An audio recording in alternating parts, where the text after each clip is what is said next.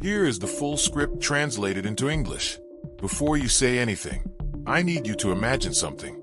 Imagine that you wake up tomorrow in the richest, most powerful, and most influential city in the world. The city that controls global trade. The city where ships arrive loaded with gold, spices, diamonds, and silk from every corner of the planet. The city that the kings of Europe envy and fear at the same time. Sounds incredible, right? Now imagine that that same city smells like death, that the river running through it is full of animal carcasses, that the streets you walk through are covered in a mixture of mud, urine, manure, and garbage that has been accumulating for weeks, that the water you drink comes from the same canal where people wash their clothes, dump their waste, and sometimes throw the bodies of those who died of plague. That city existed. It was called Lisbon, and between 1147 and 1755, it was simultaneously the richest city and the dirtiest, most dangerous, and most deadly city in the entire Western world. Subscribe right now if you don't want to miss what's coming, because what I'm going to tell you today, you will not find in any history book they gave you in school. Let's start from the beginning. Lisbon was not always a world power. For centuries, it was a medium-sized port city at the westernmost edge of Europe, at the mouth of the Tagus River, staring out at the Atlantic as if it already knew that out there, beyond the horizon, was something nobody had discovered yet. And then the 15th century arrived, and with it came something that changed everything, the Age of Discovery. Portuguese navigators, financed by the crown, and driven by a mixture of ambition, religious faith, and scientific curiosity, began charting maritime routes that no European had ever traveled before. Vasco da Gama reached India in 1498. Pedro Alvarez Cabral reached Brazil in 1500. And with those voyages, Lisbon suddenly became the center of the world. Through the port of Lisbon, things began to arrive that in Europe were practically magical. Black pepper, cinnamon, cloves, nutmeg, ginger. In the 15th and 16th centuries, spices were literally worth more than gold. A quantity of pepper equivalent to the weight of a grown man could buy a house in any European city, and Lisbon held the monopoly on all of it. Ships arrived loaded, the city's warehouses burst with merchandise, and wealth began to accumulate at a speed that nobody in Europe had ever witnessed before. The city grew explosively. In 1500, Lisbon had approximately 65,000 inhabitants. By 1600, it already had more than 165,000. It was one of the largest cities in Europe, and by far the richest. But here is the problem, and this problem is the heart of everything I'm going to tell you today. The money arrived too fast, the city grew too fast, and the structures that a city needs to function, the drinking water system, waste management, disease control, urban planning, simply did not grow at the same pace. Lisbon became a massively rich city that operated with the infrastructure of a medieval village, and that combination, extreme wealth plus medieval living conditions, was a perfect recipe for horror. Let's talk about the streets first, because when you imagine a historic European city, you might picture clean cobblestones, stone fountains, well-ordered squares. Lisbon was nothing like that.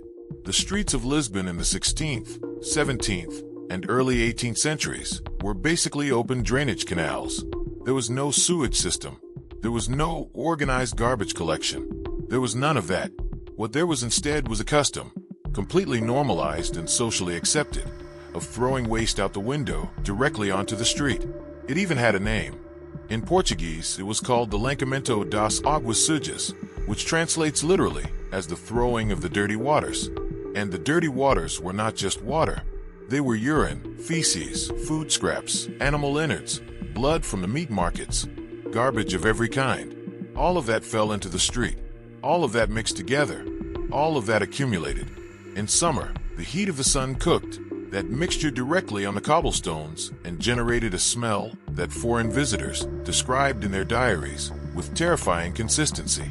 A Flemish diplomat who visited Lisbon in the mid-17th century wrote that entering the city was like climbing inside the mouth of a dead animal. An English ambassador wrote that the smell of the streets of Lisbon was the closest thing he had ever experienced to the smell of hell. And this was not being said by people who lived in clean, modern cities. These were people who lived in London, Amsterdam, and Paris, cities that were far from hygienic themselves in that era, but who still found Lisbon extraordinarily revolting. Why was it so different? There were several reasons. The first was population density. Lisbon was built on 7 hills, which meant the city could not expand horizontally with ease. People lived stacked on top of each other, in buildings 4, 5, sometimes 6 stories high, with entire families in a single room. More people and less space means more waste in less area. The second reason was the Tagus River. The Tagus was the economic heart of the city, the place where ships docked, where cargo was loaded and unloaded, where thousands of people worked every single day. And it was also the city's official garbage dump. Everything that wasn't thrown into the street was thrown into the Tagus. Animal carcasses, industrial waste from the tanneries and slaughterhouses, human waste, garbage from ships arriving from all over the world. The river that brought wealth to Lisbon was also the river that was slowly poisoning it. Tell me in the comments if you already knew any of this, or if it's completely blowing your mind, because I genuinely want to know how much we were actually told about how people lived in these historical cities that are always painted as glorious and perfect. Now let's talk about drinking water, or rather, the absence of it.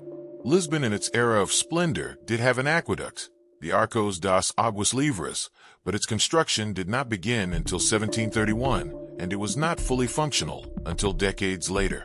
Before that, water for human consumption came from public fountains, from wells, and from the Tagus River itself. The problem is that those wells and those fountains were frequently contaminated by the same seepage of waste that saturated the city's soil. And the Tagus, as we already mentioned, was basically a river of garbage and corpses.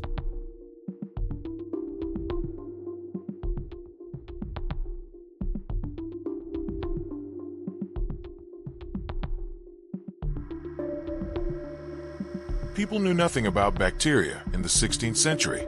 The concept of microbiological contamination did not exist. Nobody understood why some people got sick after drinking water from a certain well and others did not. What they did know, from accumulated experience, was that wine was safer than water, that beer or mead killed fewer people than drinking directly from the river. And so a significant portion of Lisbon's population, including children, consumed alcohol habitually simply as a survival strategy, because the fermentation process killed enough pathogens to make the drink relatively safer than untreated water. And even so, people died. They died a great deal. They died in ways that today seem completely preventable. Dysentery was endemic. It was not an emergency. It was the normal state of things. The majority of Lisbon's inhabitants in the 16th and 17th centuries experienced recurring episodes of severe diarrhea throughout their lives. Children under 5 years old died of dehydration from diarrhea at a frequency that today would be incomprehensible to us. It is estimated that in some decades of the 17th century, infant mortality in Lisbon before the age of 5 exceeded 40%. For out of every 10 children never reached their 5th birthday. Not from hunger, not from war, from contaminated water and from the lack of basic hygiene in a city that was, at the same time, the richest in the world. And then there was the plague, bubonic plague, the great killer of medieval and modern Europe, which never stopped visiting Lisbon with terrifying regularity for centuries. The plague arrived through the port and the rats on commercial ships, which brought infected fleas from ports across the Mediterranean, Africa, and Asia. Once inside the city, with its streets full of garbage, where rats multiplied without any control, the disease spread with brutal speed. Lisbon suffered severe plague outbreaks in 1569, 1598, 1603, 1625, 1650, and at numerous other moments across those centuries. The 1569 outbreak killed more than 30,000 people in a city that had approximately 100,000 inhabitants at the time. That is nearly 1/3 of the total population dead within months. King Sebastian I fled the city. The royal court relocated to Sintra. The wealthy who could escape, escaped. The poor who had nowhere to go stayed behind, got sick, and died in the same streets where they had lived their entire lives.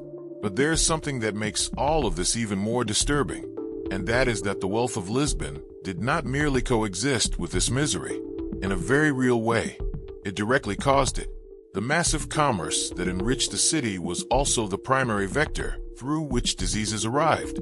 Every ship that entered the port of Lisbon loaded with spices, gold, or enslaved people could also bring pathogens from regions where the local population had some immunity, but where the people of Lisbon had none whatsoever.